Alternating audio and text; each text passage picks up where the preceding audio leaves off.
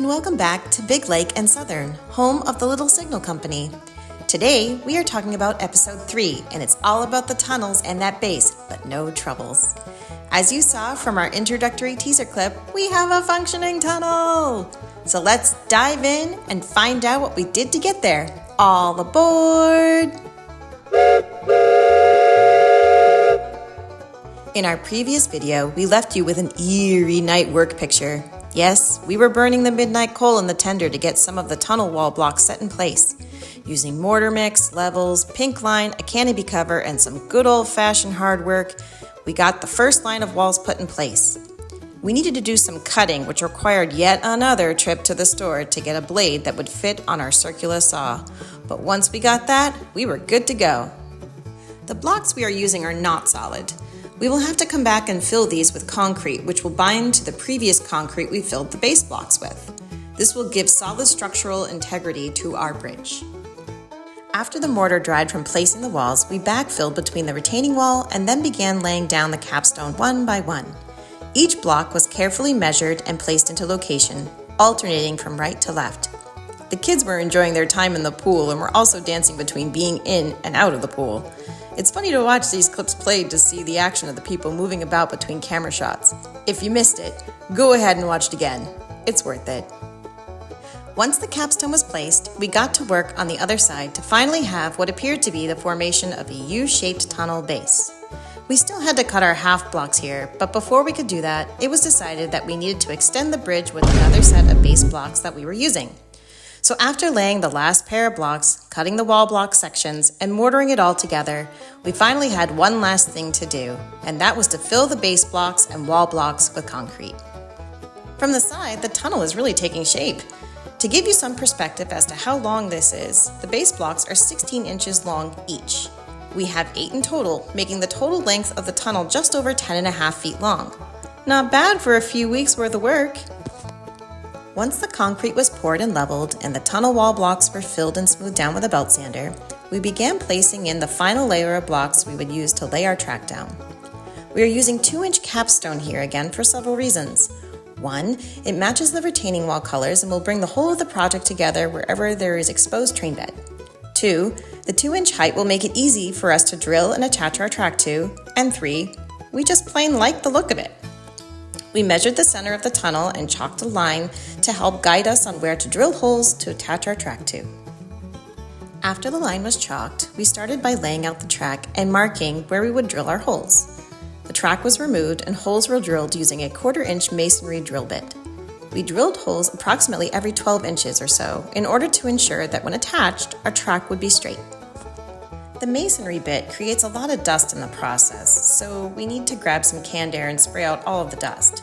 The red nozzle was placed into the hole and the hole was thoroughly blasted to get all the dust removed.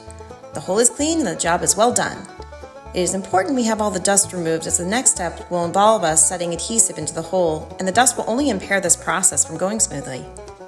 Now, before we get mail and comments asking why we use this particular type of adhesive, understand that there are many products on the market that can work.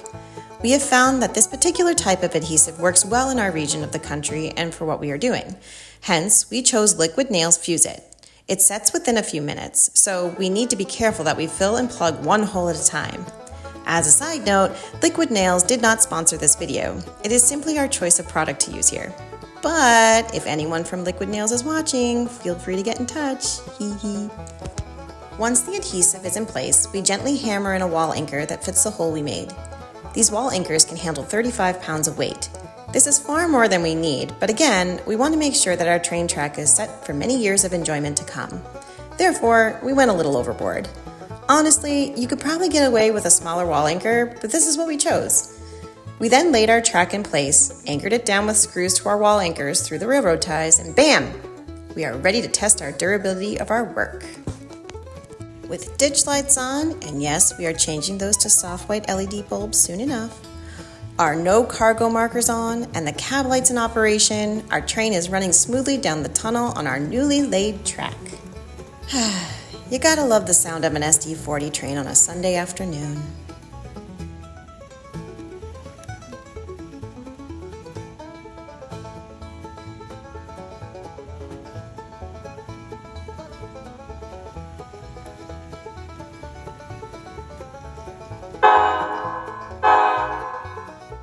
track now tested, we can button up the tunnel. We start by checking level and position of our cover pieces. Here we are using cast 16 by 16 2-inch thick square pavers. They cover the entire wall blocks end to end and work perfectly for our tunnel build.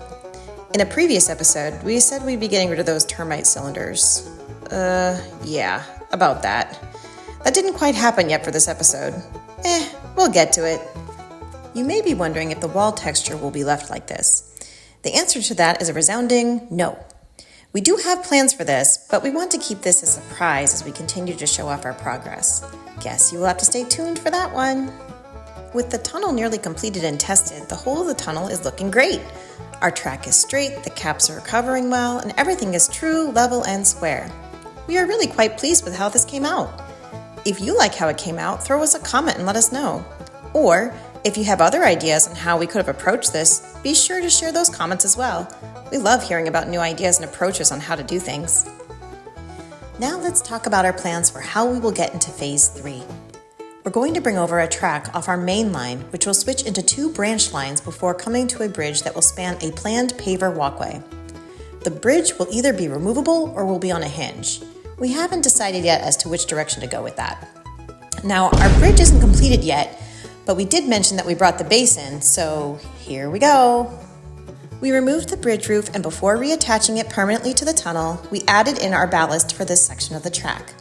The ballast we are choosing to use is a mix of 50% chicken grit and 50% all clay 0-cent kitty litter. We tried kitty litter beforehand because, as you may know, Florida gets a lot of rain. The kitty litter does not lose its shape.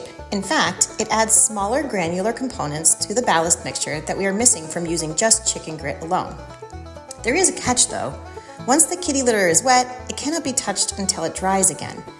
If we touch it, it will pulverize and crumble, smearing as you would expect. To get the desired look that we wanted though, this was a necessary compromise to the other alternatives we investigated.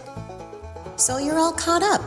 If you like what you're seeing, please smash that subscribe button and stay on top of our progress here at Big Lake and Southern. Without your support, our channel and community would cease to exist, and you would miss on all the wonderful train footage that is about to come. Speaking of train footage, here is a little teaser into not only our signal system in action, but what is coming up in Episode 4. Hope you enjoy!